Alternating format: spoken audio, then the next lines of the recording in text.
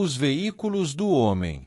Se nos fixamos na lâmina 2 acima do vídeo, veremos um diagrama que representa os planos da natureza, assim como os nomes empregados para designar os veículos ou corpos correspondentes a esses planos. É necessário observar que os nomes de que se serve a nomenclatura teosófica para designar os planos superiores da natureza derivam do sânscrito. Na terminologia ocidental, não dispomos ainda de palavras adequadas para designar esses mundos, compostos de matéria tão sutil.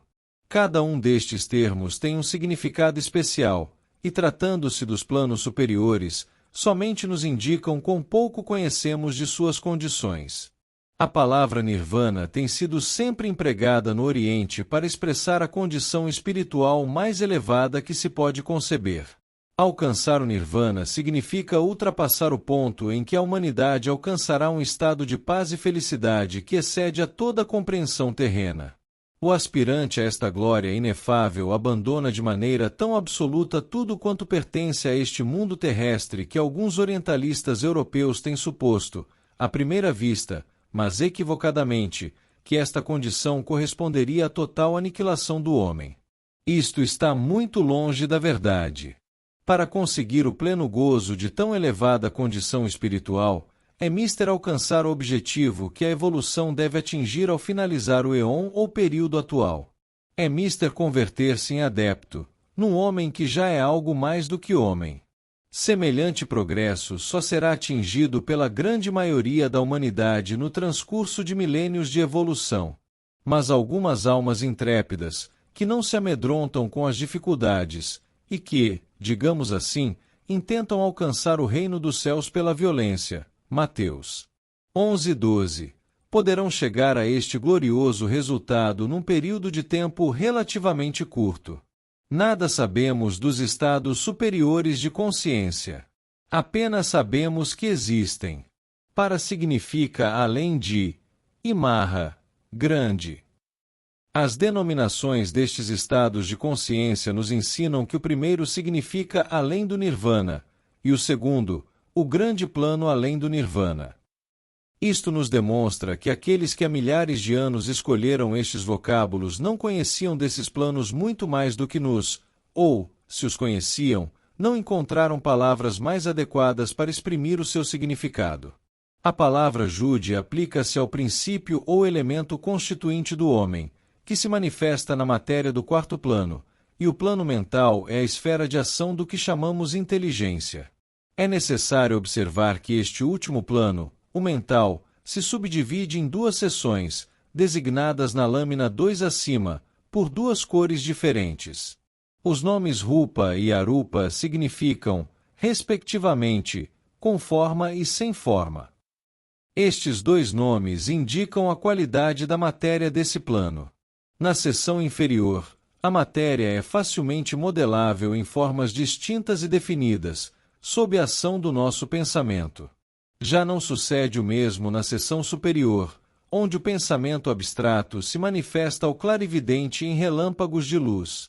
A palavra astral não foi escolhida por nós. Herdamo-la dos alquimistas da Idade Média.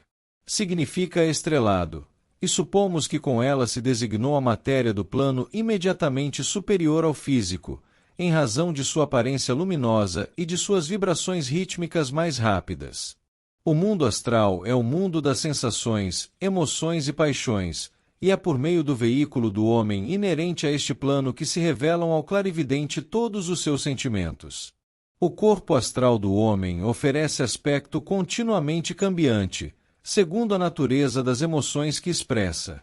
Mais adiante voltaremos a falar deste particular e daremos mais pormenores para facilitar a sua compreensão. Em teosofia se representam geralmente os 5 planos inferiores por meio de certas cores, segundo a gama que H.P. Blavatsky nos deu em sua obra capital A Doutrina Secreta. Mas convém advertir que se empregam tais cores como sinais distintivos, como símbolos, e não para significar a preponderância de uma tonalidade particular sobre qualquer desses planos. Observar-se-á que são 7 esses planos, e que cada um deles se subdivide em 7 subplanos. O número 7 tem sido sempre considerado como sagrado e oculto, pois se encontra na base de toda manifestação. É notória a subdivisão setenária nos planos inferiores ao alcance de nossa investigação, e todos os indícios parecem confirmar a hipótese de que a mesma ordem continua nas regiões superiores, prescindindo de toda observação direta. À medida que o homem aprende a atuar nestas variedades sutis da matéria, transcende uma após outra as limitações da vida inferior. Ante ele se apresenta um mundo de muitas dimensões, em vez de um de 3 dimensões, e isto lhe abre uma série de novas possibilidades. O estudo destas novas dimensões é um dos problemas mais sedutores, e aqueles que se interessam seriamente por esta espécie de estudos farão bem em ler a admirável obra de M.C. H. Tinto, Scientific Romances. Conquanto não ajude a alcançar a visão dos outros planos, nada oferece um conceito tão claro da vida astral como o conhecimento da 4ª dimensão do espaço. No momento não é minha intenção descrever quanto se pode adquirir por meio da maravilhosa expansão da consciência aos planos hiperfísicos. Já o fizemos, em parte, numa obra anterior. Por agora consideremos uma linha de investigação particular, relacionada com a constituição do homem, assim como a maneira como ele chegou ao seu atual modo de ser. Só se pode conhecer a história de sua evolução anterior pelos indeléveis arquivos do passado, em que se pode manifestar ante os olhos do espírito tudo quanto tem existido desde a origem do sistema solar.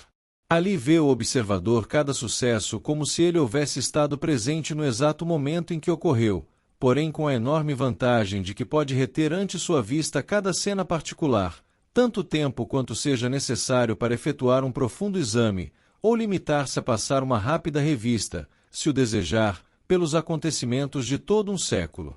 Num nível inferior ao plano mental, não se pode perscrutar com perfeita certeza esse maravilhoso reflexo da memória divina. Para que seja fácil a leitura da história do passado, é necessário que o estudante saiba servir-se ao menos de seu corpo mental, e se está bastante adiantado para servir-se do corpo causal, o seu trabalho será muito mais fácil. Em minha obra Clarividência se tratou amplamente deste problema dos anais do passado, e a ele remeto o leitor desejoso de estudar mais detidamente este tema.